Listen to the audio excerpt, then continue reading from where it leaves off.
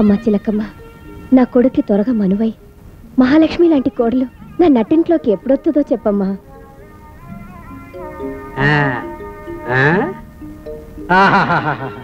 మహావిష్ణువమ్మ తల్లి, నీ కొడుక్కి ఉత్తర దోషం ఉంది, అందుకే వివాహం జరగటం లేదు.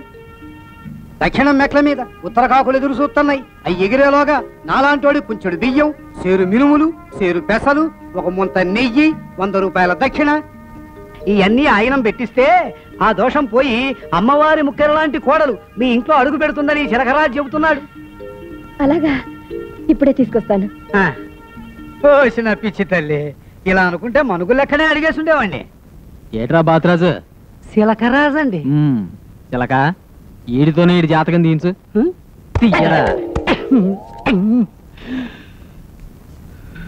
గుడ్డు వచ్చిందిరా గాడిది, గుడ్డురాజు. దీని అర్థం ఏంటో తెలుసా? మళ్ళీ ఇంకెప్పుడైనా ఇంట్లో అడుగెట్టినా, మా అమ్మ వచ్చేలోగా ఇక్కడి నుంచి వెళ్ళకపోయినా నీ గుండు వాసిపోద్దని ఈ చిలకరాజు చెప్పాడు. ఇదిగో చిలక, ఈడు నిన్ను ఇంత తిప్పు తిప్పినందుకు ఓ చిన్న రెట్టేసేళ్ళు.